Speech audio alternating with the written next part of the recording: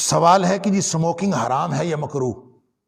دیکھیں بات یہ ہے کہ سموکنگ میں بلکہ ان دونوں باتوں میں دو باتیں ہیں۔ ایک تو بات ہے سموکنگ کیا ہے، دوسری بات یہ ہے کہ شرعی طور پر حرام اور مکروہ کیا ہوتا ہے۔ جہاں تک سموکنگ کی بات ہے، اس میں صرف عام سگریٹ ہو جس میں ہم تمباکو نوشی کہتے ہیں تو یہ اور طرح کی سموکنگ ہے، اور بعض سموکنگ میں ہی ایسی چیزیں ہیں جو بہت زیادہ نشاور ہیں، اور جو نشاور چیز ہے وہ حرام ہے۔ قرآن نے کہہ دیا، نبی کریم صلی اللہ علیہ وسلم نے فرما دیا کہ وہ حرام ہے۔ نبی پاک صلی اللہ علیہ وسلم نے فرمایا کل مسکر حرام، ہر وہ چیز جو عقل کو ختم کرے، مسکر ہو، اس کے اندر نشہ ہو، ہر نشاور چیز حرام ہے۔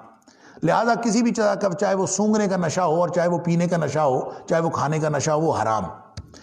اب نشے کے لیے جو شخص بھی نشے کے لیے کوئی چیز لیتا ہے وہ حرام۔ لیکن جو عام سموکنگ ہے، جس کو یہ تمباکو نوشی کہتے ہیں، اس میں کہتے ہیں کہ وہ یعنی نشہ بھی کوئی نہیں ہوتا، اور پھر یہ حرام ہے کہ مکروہ ہے کیا ہے، اس سے یہ سوال جنم لیتا ہے کہ یہ حرام ہے کہ نہیں۔ تو بہت سارے لوگ جو سگریٹ نوشی کرتے ہیں وہ کہتے ہیں چونکہ اس سے نشہ نہیں ہوتا لہذا یہ حرام نہیں ہے، اور ظاہر ہے کہ اس سموکنگ کے لیے، تمباکو نوشی کے لیے، اس کے لیے تو کوئی نبی کریم صلی اللہ علیہ وسلم کا ایسا فرمان نہیں ہے کہ تمباکو نوشی حرام ہے، ہم اس کہہ دیں کہ حرام ہے۔ لیکن یہ دو چیزوں میں سے کوئی ایک تو ہوگی، یا حلال ہے یا حرام ہے، کیونکہ نبی کریم صلی اللہ علیہ وسلم نے فرمایا ان الحلال بین وان الحرام بین۔ اچھا، یہاں یہ حدیث سننے سے پہلے یہ بھی سمجھ لیجئے کہ حرام اور مکروہ جو ہے، یہ ایک حرام ہوتا ہے، ایک مکروہ ہوتا ہے، پھر مکروہ تحریمی ہوتا ہے، مکروہ تنزیہی ہوتا ہے۔ یہ جو کیٹیگریز ہیں یہ ساری فقہا کی بنائی ہوئی کیٹیگریز ہیں، چیزوں کی گریوٹی کا اندازہ کرنے کے لیے۔ لہٰذا اپنی اپنی جگہ پہ وہ چیزیں جس تفہیم کے لیے اور جس تفہیم کے مقصد کے لیے فقہا نے استعمال کی وہ ٹھیک ہے، لیکن کرنے یا نہ کرنے کے اعتبار سے بس یا حرام ہوتا ہے یا حلال ہوتا ہے، اور کچھ نہیں ہوتا، یا جائز ہوتا ہے یا ناجائز ہوتا ہے بس۔ یہ صرف ہم کسی چیز کی گریوٹی کو کم کرنے کے لیے اگر فقہا کی ان اصطلاحات سے فائدہ اٹھا لیں تو وہ ایک الگ بات ہے، لیکن اس کا مطلب یہ نہیں ہے کہ وہ کرنا جائز ہو جاتی ہے۔ آپ مکروہ کہیں اس کو، یا مکروہ تنزیہی کہیں، یا مکروہ تحریمی کہیں، یا حرام کہیں، وہ چیز کرنے والی نہیں ہے۔ نبی پاک صلی اللہ علیہ وسلم نے کرنے کا حکم دیا کچھ چیزیں سے بچنے کا حکم دیا۔ لہٰذا اب آپ حدیث سنیے کہ نبی پاک صلی اللہ علیہ وسلم فرمایا ان الحلال بین وان الحرام بین۔ حلال چیزیں بھی واضح ہیں، جو بتا دیں یہ حلال وہ واضح، یہ حرام ہے یہ بھی واضح۔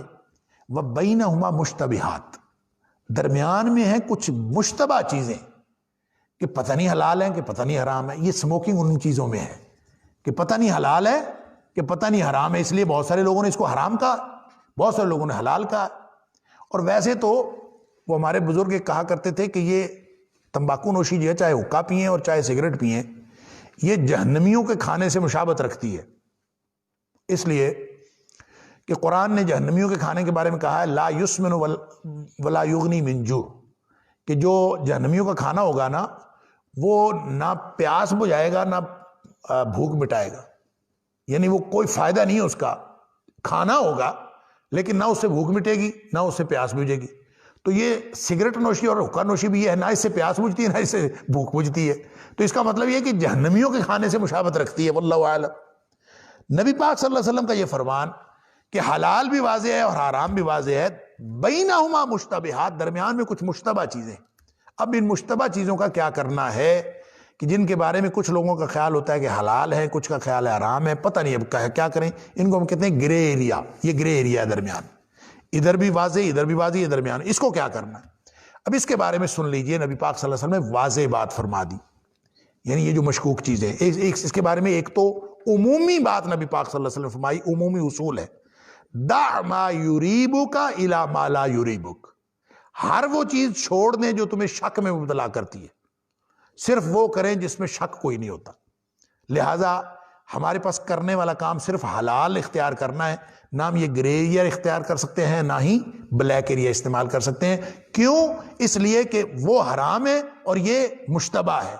تو دع ما یریبک، جو شک میں مبتلا کرتا ہے اس کو چھوڑ دو۔ اس عمومی اصول سے بھی یہ بات واضح ہوتی ہے، اور پھر خصوصی اصول جو نبی پاک صلی اللہ علیہ وسلم نے فرمایا کہ بینہما مشتبہات، درمیان میں مشتبہ چیزیں ہیں، پھر آپ نے فرمایا من وقع فی الشبہات فقد وقع فی الحرام، جو شبہات میں بھی پڑ گیا، شبہ کی چیزوں میں پڑ گیا، وہ ایسے ہی ہے جیسے حرام میں پڑ گیا۔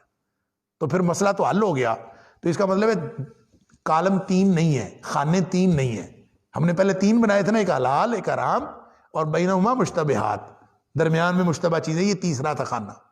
اب یہ تیسرا بھی من واقع فی الشبہات، جو درمیان والے میں پڑا، فقد واقع فی الحرام، وہ ایسے ہی جیسے حرام میں پڑا. تو اس کا مطلب خانے تو 2 ہی ہیں، یہ دونوں خانے اس طرف ہیں، ایک ادھر ہے بس.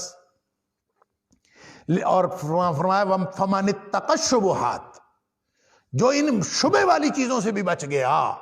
اللہ اکبر.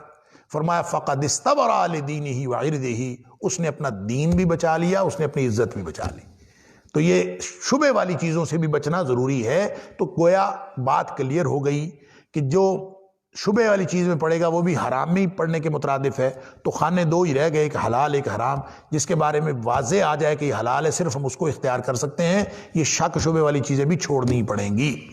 اور ایک حدیث ترمذی کی اور سن لیجئے اس حوالے سے کہ اصل میں تو ہم نے لعلکم تتقون، لعلکم تتقون قرآن بار بار کہتا ہے. اگر آپ دین کی باتیں سیکھتے ہو، سکھاتے ہو، پوچھتے ہو، پچھاتے ہو، تو مقصد تو یہ ہے کہ ہم اللہ کی ناراضگی سے بچ جائیں اور اللہ کی رضامندی حاصل کریں. اگر یہ مقصد ہے کہ ہم تقوی والے بن جائیں، وہی اصل مقصد ہے.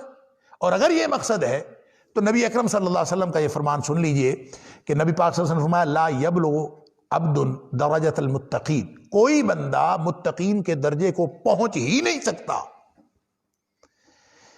حتی یدع، جب تک کہ وہ چھوڑ نہ دے ما لا باس بہ حذرا مما بہ باس. اللہ اکبر. جب تک وہ چیزیں بھی وہ چھوڑ نہ دے جس میں کوئی حرج نہیں ہے، اس ڈر سے کہ کہیں اس میں حرج نہ ہو.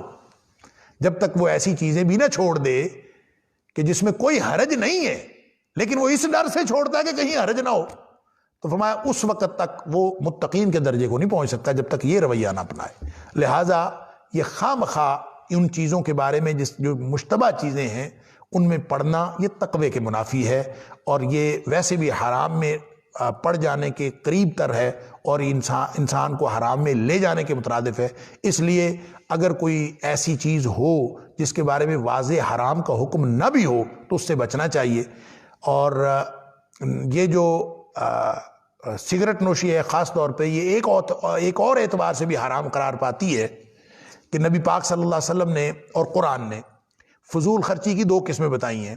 ایک ہوتی ہے اسراف اور ایک ہوتا ہے تبذیر. جو اسراف ہے وہ جائز کاموں میں زائد ضرورت خرچ کرنے کو جو فضول خرچی کہتے ہیں نا، وہ اسراف ہوتی ہے. جائز کام ہے، آپ اس میں زیادہ آپ 500 کا کھانا بھی کھا سکتے ہیں، آپ 2000 کا کھانا کھاتے ہیں. آپ 100 روپے کی کوئی چیز کھا سکتے ہیں، آپ 2000 کی کھا لیتے ہیں. تو یہ جو آپ ایکسٹرا خرچ کرتے ہیں یہ اسراف ہے. اسی طرح لوگ جو ہیں وہ کھانا تھوڑا ہوتا ہے اور ڈال لیتے ہیں اور وہ ضائع کرتے ہیں، اور یہ بھی اسراف ہے. ایک ہوتی ہے یہ بھی گناہ ہے، اسراف بھی گناہ ہے. ایک ہوتی ہے تبذیر. تبذیر کہتے ہیں ناجائز کاموں پر خرچ کرنے کو، کہ جو جس جگہ پہ خرچ کیا جا رہا ہے وہ ہے ہی ناجائز. تو جس جگہ پہ جو خرچ کیا جا سکتا ہی نہیں، تو اس پہ آپ جب خرچ کریں گے تو وہ 1 روپیہ بھی خرچ کریں گے، بلکہ 1 دھیلا بھی خرچ کریں گے، تو وہ تبذیر ہوگی، ناجائز کاموں پہ خرچ ہوگا. تو اگر آپ سگریٹ نوشی پہ خرچ کر رہے ہیں تو یہ کوئی حلال کام تھوڑی ہے کہ جس کے اوپر آپ کسی جائز کام پہ تھوڑی خرچ کر رہے ہیں. آپ کس کام پہ خرچ کر رہے ہیں؟ آپ تبذیر کر رہے ہیں. جب تبذیر کر رہے ہیں تو اس کے بارے میں قرآن نے سورہ بنی اسرائیل میں حکم یہ لگایا ہے کہ ان المبذرین کانوا اخوان الشیاطین. جو تبذیر کرنے والے ہیں، ناجائز کاموں پہ خرچ کرنے والے، وہ شیطانوں کے بھائی ہیں. تو شیطانوں کا بھائی ہونا اگر حلال ہے تو کرتے رہیں بھائی، تو اگر یہ حرام ہے تو پھر رک جائیں. یہ مجھے تو اتنا ہی پتہ تھا. اللہ تعالی ہم سب کو درست علم اور صحیح طرز عمل عطا فرمائے اور صحیح عمل کی توفیق بھی عطا فرمائے. واللہ اعلم بالصواب.